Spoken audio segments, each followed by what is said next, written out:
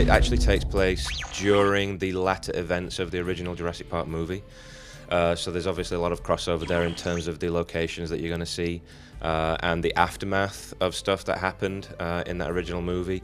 So in our first episode, you're going to see what we call Nedry's Clearing, which is where Dennis Nedry died at the Dilophosaurs. You see his body in the Jeep there, and you also find the Barbasol can, which, if you remember, was holding the embryos of the dinosaurs that he was trying to sneak off the island. And it's kind of cool because the story, at least initially, revolves around that can and how people are trying to get it, all sorts of different people. We've got to get these embryos off the island. You know, you've got all these different groups on the island. You've got the people who got left behind, who are InGen employees who just want to get off the island. You've got people who have been paid by Biosyn, the sort of the bad InGen, to come and try and steal all of InGen's secrets and get that Barbasol can. And then you've got like groups, like a mercenary group who've been sent in by InGen to rescue their staff. So you've kind of got all these different disparate groups who kind of come to blows on this island that's surrounded by this amazing backdrop of dino chaos. Jesse! The Jurassic Park's definitely a step in a new direction, so it's definitely got that core Telltale ethic. I mean, all our games are, first and foremost, they're about character and stories.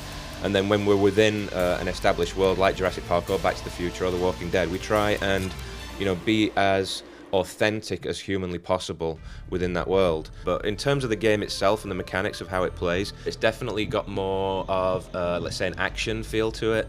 We've had some direct comparisons to the way that Heavy Rain plays, so that's kind of analogous to what we've got going on with Jurassic Park.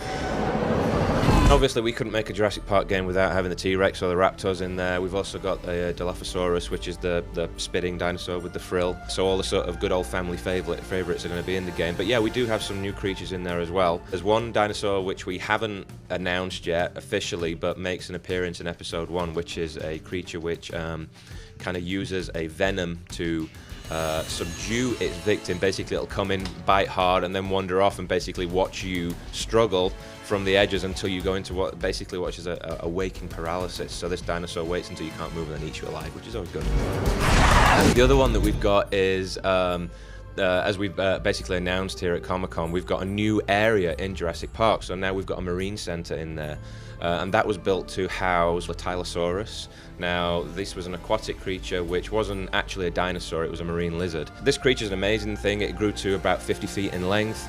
The fossils that they found of it, in its stomach, they found things from diving birds that were around at the time, which were actually 5 feet tall. These are big birds, sharks, and plesiosaurs, which were the long-necked lizards that lived in the oceans at that time too. So this thing was like an apex predator. So first of all, it's great just because it adds another dimension to gameplay, because you're actually in an aquatic environment, right? So that adds new challenges from a gameplay point of view. But the way that we think that this creature might have behaved, we brought that into the game.